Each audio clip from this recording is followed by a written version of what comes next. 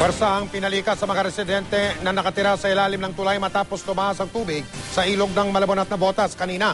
Pero ang ilan sa kanila nagpantigas pa rin.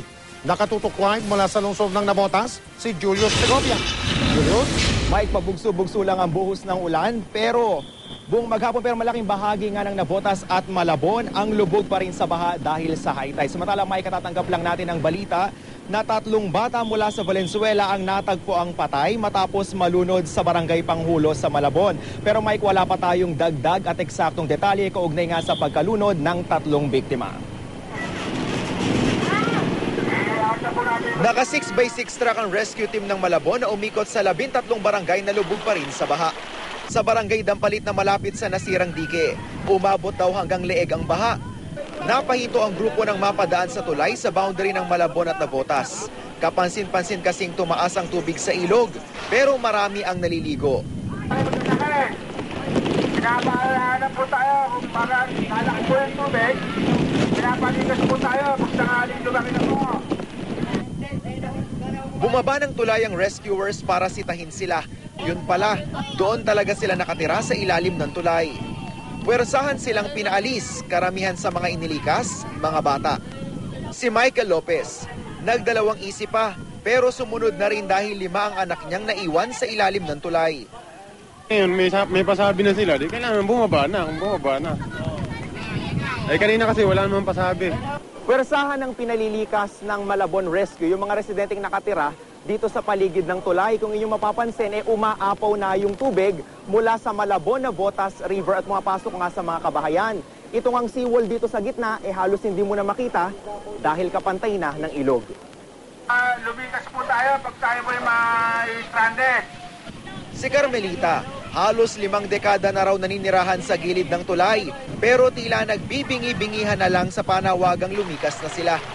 Pagkatakot din, kaya nga lang siyempre, baga nasanay na rin sa lugar na to eh. Lagi naman namin silang pinapaalala na dapat yung buhay ang mas mahalaga kaysa kagamitan. Pinasok din ng rescue team ang Barangay Longos. Pati nga ang mga eskinita kung saan malakas ang flash flood, nironda rin. Ang mga residente nangangamba sa sakit na posibleng idulot ng baha. Mga ilag ko nga na nga po, kailangan ko nalagyan alcohol tapos ganun din. Yan nga, haalis pa ako pagkatapos ng baha, malilinis. Nangangati talaga. Nakakatakot. Baka mamaya ma-leptospirosis pa ako. Hindi raw mareresolba ang problema ng baha sa Malabon hanggat hindi naaayos ang Kamanaba Flood Control Project na mag-iisang dekada na raw na unsyami. Kung hindi kikilos ang DPWH, ano na mangyayari, Julius, kung ayan umulan, sabay-sabay ang ulan, sabay-sabay ang bagyo, tapos mayroong high tide, lulubog na yung Malabon. Samantala, 14 na barangay sa Navotas ang lubog pa rin sa baha. Ang pinakamataas na tubig, lampas tuhod pa. Mabagal daw ang paghupa ng baha dahil sa mga basura.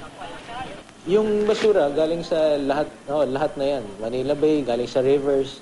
Kasi dito yung pinakamababa So, galing sa taas, bababa yan, lalabas ng dagat. Ang problema, yung hangin po, papasok dito. Nagbigay naman ng libreng sakayang lokal na pamahalaan sa mga residenteng stranded dahil sa baha. Sa kasalukuyan, may 500 pamilya pa ang nasa evacuation centers. Mike, namigay na ang Kapuso Foundation ng tulong sa mga apektadong residente kanina. Samantala, suspendido pa rin ang klase bukas sa lahat ng antas mula preschool hanggang college, pampubliko man o pribado dito sa Navotas. Samantala, wala pa namang anunsyo ang lokal na pamahalaan ng Malabon ukol naman sa class suspension. At yan muna ang latest mula pa rin dito. Balik sa iyo, Mike. Maraming salamat, Julius Segovia.